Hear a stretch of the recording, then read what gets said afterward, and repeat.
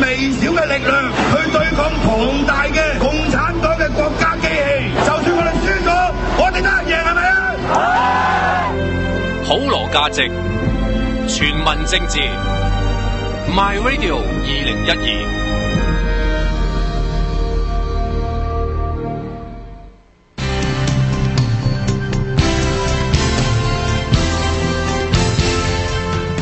每星期都會請唔同嘅嘉賓討論唔同嘅社會問題，唔同嘅背景，唔同嘅立場，擦出唔同嘅火花。人民力量逢星期三晚8:9，有陳偉業同你論政1小時。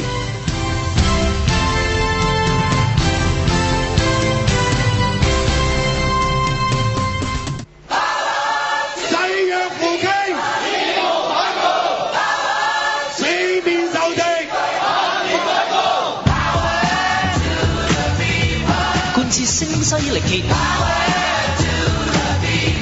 繼續青筋暴現，不平則鳴，只因心繫香港。身體力行，隔空發功，黃毓民頻道現在同你剖析政治。又到咗有黃洋達嘅黃毓民頻道啊！咁而家咧就黃洋達同阿黃毓民咧勢不兩立啊！有黃洋達咧就冇黃毓民，有黃毓民咧就冇黃洋達。聽日蘋果會寫噶啦，聽日蘋果會寫出嚟噶啦。咁好啊！應該李八方嗰度會咁樣寫噶啦，係可以埋一版噶咯，而家10點幾。太微啦，梗係微啦，咪要真係要讚下蘋果一部好晏埋版嘅，係嘛？好晏埋版啊！12點1點，有時1點2點都唔係2點太離譜，12點1點都仲會打電話嚟做電話訪問嘅。喂，12點半出就係街賣到㗎啦。唔係㗎，真係㗎，我試過1點至電話訪問。第二日嘅啫，即係第二日嘅料嚟㗎啦。係你即係因為咧，大家都如果係聽我做節目都講過啦，就你喺旺角咧12點半咧就喺旺角街頭有得賣，有兩檔報紙檔有得賣㗎啦。係咩？而家仲係12點半咩？早咗咪自從爽報之後早咗啊？係嘛？佢因為兩份嗰個內容可以即係互相用啊嘛。可能係。以前咧就其實就東方早過佢嘅，咁但係自從出咗爽報之後咧就好準時啦。哇，12點半到你喺亞皆老街實賣到嘅。咁所以頭先你講過咧，因為仲要褪翻前個印刷嗰個時間啊嘛，係咪？咁樣啊？咁你做唔切啦，蘋果。係啊，做唔切㗎啦，我估佢。後日出啦。後日出啦。話黃洋達、黃毓民勢不兩立。係啊。咁呢個某個程度都啱嘅，因為咧而家就呢個月啦，阿毓民同大舊咧喺個立法會入邊咧，因為即係嗰個拉布戰啊。咁咧就頭先阿大舊都打電話俾我，喂，今日開到10點鐘，可唔可以唔嚟啊？咁我同佢講，喂，事已經約好咗㗎啦，阿黃洋達會頂住呢個月㗎啦，咁所以咧你哋都唔使操心咁樣啊，咁所以咧都操心㗎，驚收聽率下跌啊嘛。冇，你喺度我冇諗過呢個問題。唔係，我哋報告下先啦。嗱，今日一定要宣告㗎啦，今日呢集節目一定要宣告㗎啦，就係基本上拉布戰係宣告成功啊。點解唔早講啊？唔係可以咁樣講噶啦？點解咧？因為我頭先喺立法會嚟，唔係，其實呢個就唔係我講嘅，係黃毓民講嘅。咁就黃毓民就託我喺佢嘅地盤，毓民踩場就同大家講，宣告呢個拉布戰係宣告成功噶啦。係啦。咁啊，首先第一樣嘢咧就係呢個咁樣嘅今日邊個出嚟講嘢？林鄭月娥係啦，就宣布係啦，嗰條友就趌出嚟，就話宣布咧就所謂嘅讓步啦，就話咧會押後就去審議呢個咁樣嘅討論，呢個咁樣嘅5C14局。簡單講啦，就架構重組，唔係第二次打尖，即係做唔到第二次打尖啦。嗱，但係咧，我覺得咧呢個大家要諗清楚㗎。其實呢個唔係一個讓步嚟㗎，個原因好簡單，因為數到唔夠票啊！唔單止呢一樣嘢，嗱，唔夠票嗰樣嘢先一陣間你再討論，唔夠票一陣間再討論。首先就係其實係數到唔夠時間，唔夠時間。嗱，第一樣嘢咧，就呢個又係黃毓民要我講嘅，呢個唔係讓步，呢個其實唔係讓步，因為咧佢原本呢一條咁樣嘅決議案咧，本來就係排喺第17位嘅，原本啊，最初最原本就係排喺第17位嘅。好啦，咁跟住然之後就發生打尖事件啦，就攞上嚟就去呢個咁樣嘅修改議事程序啦。點解修改議事程序咧，再解釋一次就係話，因為嗰個立法會嗰個議政嗰個程序咧，就係你要先審議法案，審議啲標先 ，OK， 好啦，完咗啲標，完咗啲法案，跟住先至讀決議案，跟住咧最後咧就係最冇地位嗰啲咧，就係黃毓民嗰啲啦，就係嗰啲議員嗰啲提案，嗰啲係完全係冇關係嘅，冇約束力嘅咁樣，咁嗰啲係排到最後，所以咧決議案係必然排喺法案之後，咁當然佢呢個決議案啦，佢係要排喺法案之後啦，咁佢當初嗰個修改議事程序就係話改咗呢個，唔係暫時終止咗呢個次序，呢個次序安排要打尖插上嚟，咁啊梗係反台啦，咁啊衰咗啦，係咪先？咁啊冇咗啦，俾人否決咗啦。OK， 好啦，俾人否決咗，咁然之後咧佢就排翻去決議案，但係佢原本排17噶嘛，不過佢加佢排第2啊嘛，呢個就係所謂嘅第2次打尖事件啊嘛。好啦，咁而家咧就係所謂嘅讓步係乜嘢咧？我唔排第2啦，我排翻去17啦。咁其實咧就冇讓步。呢個位就係根本就應該居呢個位，你即係只不過去翻你原有嘅位置，即係呢個係還原基本步啫，就唔好講到自己好偉大咁樣為咗唔好影響到啲咩民生議案嗰啲咁嘅嘢。根本如果你係驚影響到民生議案，你一開始就唔應該第一步打尖啦，仆街！係根本就唔好改，唔好喺呢個 term 入，唔好喺呢個會期入邊改。咁點解而家會做呢一樣嘢咧？你點解你而家會做呢一樣嘢咧？就係因為佢根本數過，根本就去喺呢個會期之內，根本就去唔到決議案。即係佢就算點解佢會做呢個佢而家完全係姿態。佢自從第一次打尖失敗之後咧，佢要去翻決議案，而拉布拉到今時今日咁嘅地步咧，根本就去唔到決議案。去唔到決議案嘅話，咁你排第2同排第17有咩分別咧？咁所以其實今日嗰個做法咧，徹底地係一個政治姿態，完全係冇作出任何讓步，係完全係冇關係。因為今個會期根本就唔會審議到決議案，淨係而家討論，即係頭先我喺度睇緊啦，喺立法會喺度討論緊。毓民啊、大嚿啊咁樣喺度車輪戰咁樣嚟咧，講緊嗰個公司條例，淨係呢個都講到禮拜5。即係而家目標係拉到禮拜5。好啦，咁跟住財委會咧，財委會禮拜5財委會其實嚟緊禮拜5嘅財委會咧，係已經係唔傾嗰個關於架構重組嘅撥款嘅，係今個禮拜5係已經決定咗係傾第2啲撥款，咁亦即係話根本已經跪低咗，根本係投降咗。喺投降呢個 moment 就喺度扮嘢，走出嚟話讓步，根本你唔好撚讓咯，屌你咪排翻第2位，根本就審唔到你嗰度戇鳩，完全係冇關係嘅，完全係冇關係一個動作嚟嘅。咁所以咧，基本上咧就係宣告拉布戰係成功噶啦。咁啊，當然啦，黃毓民再交代我清晰地講多次，就係話喺由5月開始到而家7月18號嗰個7月10幾號啊，唔記得咗，即係今屆會期7月17。今屆會期完結，好啦，呢個歷時咗咁耐嘅拉布戰咧，歷時咗咁耐咧，基本上係唯一未能夠成功去守住嘅，就只有呢個咁樣嘅替補機制，係即係唔係？但係如果唔係打場仗咧，好多結果就唔會出到嚟㗎啦。係啦，咁所以黃毓民亦都一再要交代，要強調翻就係話，雖然守唔住呢個咁樣嘅議員出缺嗰個安排，即係替補機制，但係咧，第一，拉到咗版權條例修訂，呢個第一啦，贏咗一成啦，攻陷咗一成。第二，令到佢7月1號上唔到5司14局，呢個攻陷第成。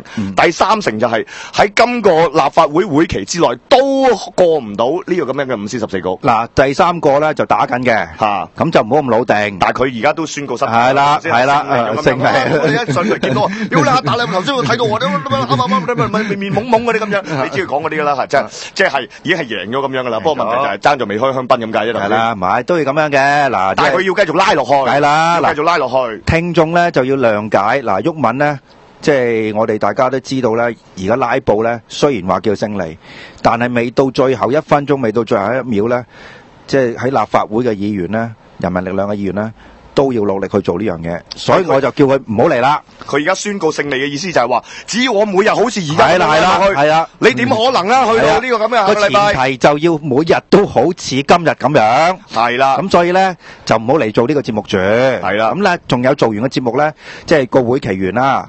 咁但係我都叫佢阿毓民嗱，你休息翻，即係大概兩日到啦。即係所謂2日意思係2次節目嚇，咁就又係你頂住。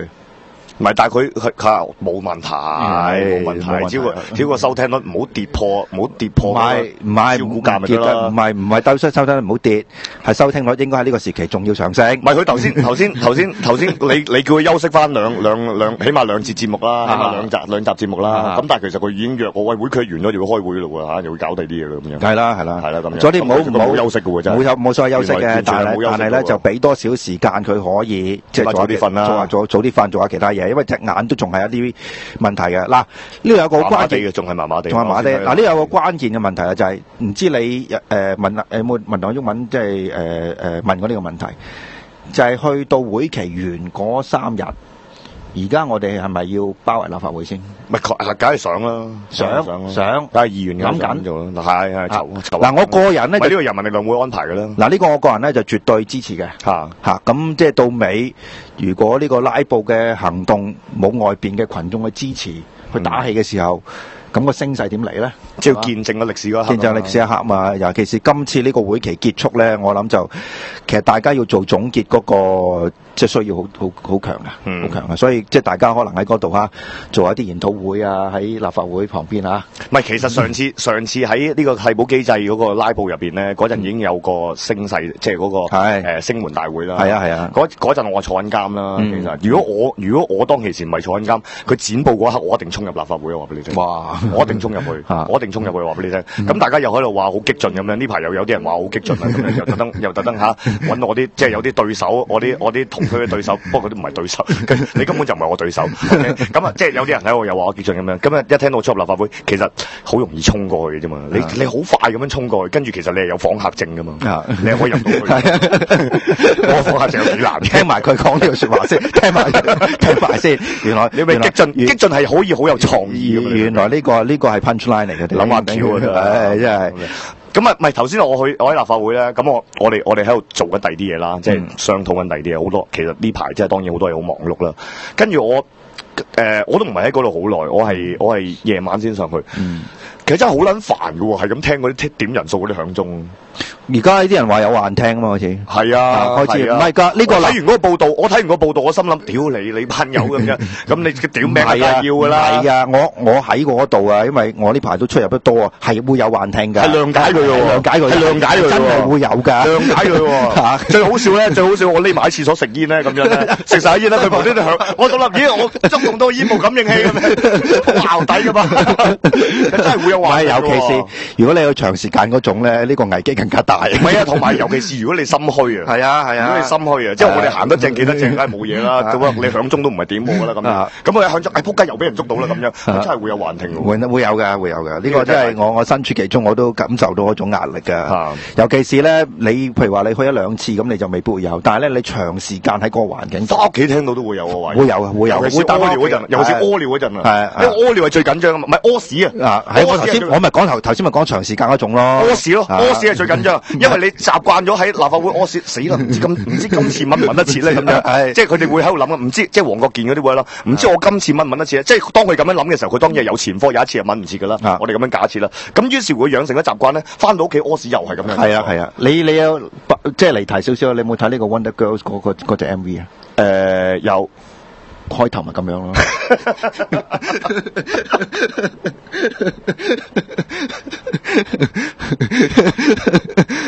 呢個啊！你估唔到你睇埋呢啲咁嘅嘢嚇？我乜嘢都睇嘅，都係中意。你同我講日本 AV 都得，都係對女性打，但係得聽眾唔中意啫。好啦，咁啊拉布差唔多啦嘛？唔係拉布點會差唔多啊？嗱，其實你要報告下咧，即係今日你喺立法會見到個情況係點樣啦？我見到好少嘢啫，其實都講俾我聽，因為我唔喺度噶嘛。今日咪主要都係就住，唔係首先要多謝好多朋友幫手，因為你睇到毓民佢哋好多嘅發言啊，大咗好多發言啊咁樣。咁其實咧，因為嗰個拉而家係越拉越點講啊？可以話係越拉越過癮。唔係啊，因為你條標都要拉啊嘛，係嘛？你條標都要同佢練噶嘛，咁樣咧，其實就老實講就唔會影響到民生嗰個議題嘅。咁因為其實咧嗰個目標唔係要拉呢一啲民生。嗱，而家呢個咧出咗嚟個效果就幾好，因為點解咧就冇人會話俾你聽咧，就因為拉布咧影響咗民生。係啊，佢出唔到呢條橋啦，出唔到。嗱，因為佢之前咧喺唔係同埋，就算佢真係想咁樣打咧，其實咧作為議員咧係有條橋嘅，你咪去到你咪有共識地去到最後一日，你過晒佢咪得咯。係咯係咯，其實係做到噶嘛，其實冇問題。即係假設如果立場係過的話，唔係有過又唔係有過嚇。我諗 in fact 而家嗰個共識係咁樣嘅，係可以咁樣做噶嘛。涉及到民生問題，一定喺今個會期之內能夠過晒。係啦，咁所以而家嗰個過程係手段嚟嘅啫嘛，係一定唔會影響到嗰樣嘢噶嘛。咁但係問題就係話 even 只係一個手段，但係你都要花好長嘅時間，你要真係好去好多嘅修訂入邊去揾發言啊嗰啲咁樣。咁其實係有好多人幫手嘅，係有好多人幫手嘅。咁而嗰個緊急程度咧，就係譬如頭先係即係直頭係不斷咁樣去輸送啲嘢落去啊，即係嗰個 logistic 係跑上跑落跑上跑落。咁其實係有好多義工就幫咗好多忙。咁呢個係好重要。嗱，特別講即係你都令我提醒翻一樣嘢咧，就點解今日得我兩條冷咧？阿 Carol 就要做嗰啲嘢。係啊，背後係好多人花咗好多功夫咁樣。咁我哋兩個咧就冇做嗰啲嘢，所以我哋今晚就可以響度。我有做過嘅，即係我冇全程做啫。我之前我都有做嘅咁樣。咁但係我而家有第二啲做啦，因為 CY 成日落區咁樣，佢就搞撚住我。而其實嗰個係你睇到就係嗰個建制派嗰個疲態咯。疲態不露咯。我成日講一樣嘢咧，佢哋係直頭係坐唔住啊！點解會成日點人數啫？即係佢哋坐唔住喺坐唔。嗱，因為今次咧拉布戰咧出咗一個好意外嘅效果，就係原來你睇到原來建制派係唔團結嘅。係啊。嗱，呢個未拉之前咧，雖然會估到，但係估唔到咁厲害。同埋咧，另外睇到一樣嘢咧，建制派係冇意志。冇抗爭嘅意志，梗係冇啦，梗係冇啦。原來係散兵游勇嚟嘅，烏合之眾，係咪啊？原來叫佢坐定喺度，坐喺個議會度坐定喺度去審議議案係唔得嘅，梗係冇啦。呢個就即係咁多年立法會原來我哋係唔知嘅，都唔係唔知噶啦，都即係不過你冇一啲嘢去突顯佢出嚟。唔係，你記唔記得有句名言啊嘛？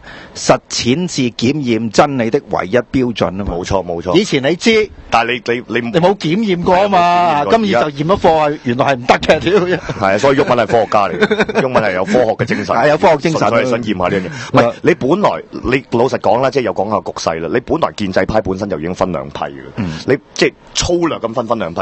第一就係民建聯、工聯會呢啲所謂嘅共產黨外圍組織，另外一批咧就係所謂嘅就係他們代表權貴啦，就係嗰啲代表地產黨、地產黨與共產黨、地產黨嗰個咁樣嘅派系，即係嗰啲商界代表啊，嗰啲地產商代表啊，自由黨啦，呢啲咁樣啦，又或者嗰啲個別嗰啲有名望嘅功能組別議員啦，即係嗰啲三點不露好難叫佢嚟嗰啲啦。咁但係而家係嗰個更加白熱化嘅就係咧，因為地產黨同共產黨之間咧係已經有矛盾喺度。